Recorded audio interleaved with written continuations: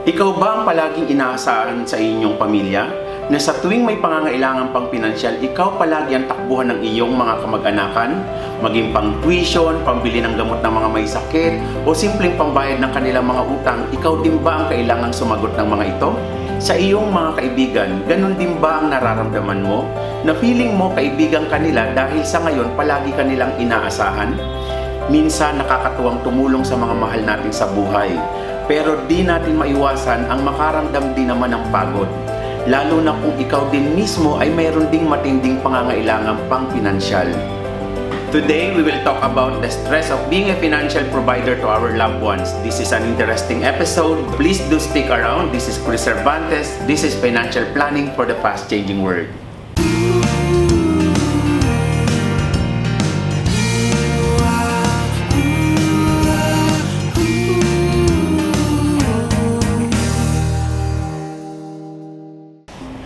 Kung gusto natin magkaroon ng kapanatagang pang-pinansyal, isang bagay na dapat nating matutuhan ay kung paano natin dapat i-prioritize ang mga dapat nating paglaanan ng ating pera. Maaaring sabihin ninyo, well Chris, di mo kasi nararanasan kung anong klaseng pamilya meron ako, na halos lahat na lang ay inaasa sa akin. Una sa lahat, dapat mong malaman na di lang ikaw ang nakakaranas ng ganyang problema.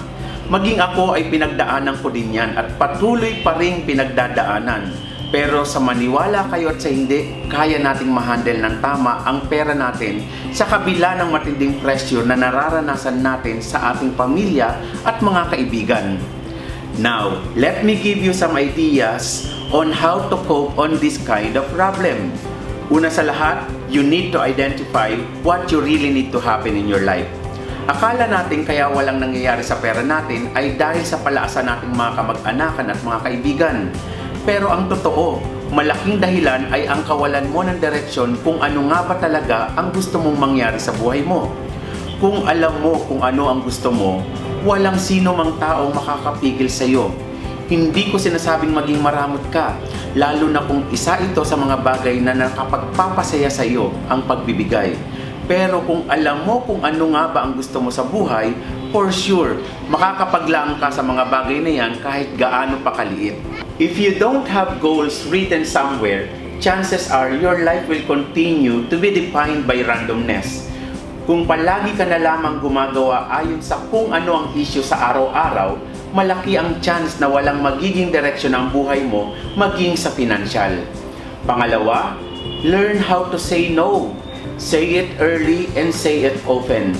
Bilang Pilipino, ang isang pinakamalaking challenge sa atin ay kung paano tumanggi sa mga bagay na hinihingi sa atin. Pero kung naiintindihan mo kung ano nga ba ang goals mo, this time, magiging mas madaling magsabi ng no. Kung alam mo na ang hinihingi sa iyo ay di makakatulong upang mangyari ang mga pangarap mo sa pamilya mo o sa sarili mo, dapat ang automatic na sagot mo ay no. Paano kung merong nangungutang sa iyo? Kung alam mong mas mahalaga ang priority mo kaysa sa kanya at lalo na kung alam mong di ka rin naman niya babayaran, maaari ka magbigay ng tulong. Tulong na hindi mo kailangang singilin. Pero huwag kang magbibigay ayon sa kung magkano ang gusto niya. This is true not only in giving money, but as well as in giving away our time. Nung nagsisimula pa lang tayo, we need to say yes to a lot of things. Dahil gusto mong matuto, gusto mong makakuha ng experience, at gusto mong kumita ng mas malaki. Pero the moment na unti-unti ka nang nagiging matagumpay, you need to learn how to say no. You will only say yes kung kaya nilang i-justify kung bakit mo kailangan mag-yes with them. And lastly, use a money journal. Ideally, dapat ginagawa mo ito monthly. Para nang sa ganon ay makita mo kung saan nga ba napupunta ang pera mo. Magkano ang iyong ginagastos at ano ang mga pinagkakagastusan mo. Dapat malaman mo kung magkano ang naitatabi mo at saan mo ito itinatabi. Sa savings ba na tinatalo ng inflation or sa investment na tinutulungan kang mas bumilis ang paglago? If possible, humanap ka din ng mga taong pwedeng gumabay sa iyo. Humanap ka ng financial coach mo. Kung hindi mo alam kung saan napupunta ang pera mo, paano mo malalaman kung unti-unti ka nakakawala sa kahirapan? And when it comes to money journaling, it involves creating your own balance sheet, income statement, savings and investment statement.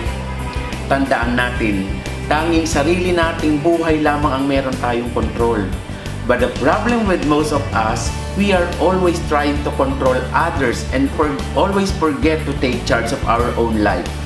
At kung gagawin mo ang tatlong suggestions ko sa iyo, gaano man ito kaordinaryo, I'm sure magiging mas maaliwalas ang buhay financial mo. Until next time, this is Chris Cervantes. Plan for your dream, plan for your life, and plan for your future. And if you need help in planning your future, our mission is to help you realize it.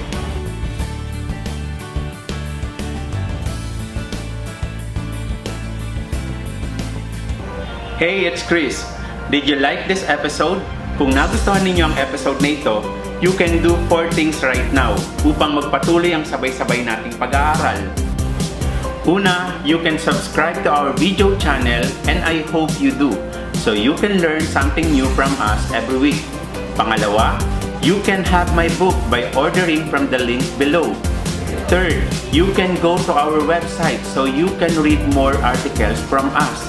And fourth, you can like our Facebook page to receive a daily inspiration, updates on new products, podcasts, seminars, and events and everything else na di namin maibigay sa video channel na ito.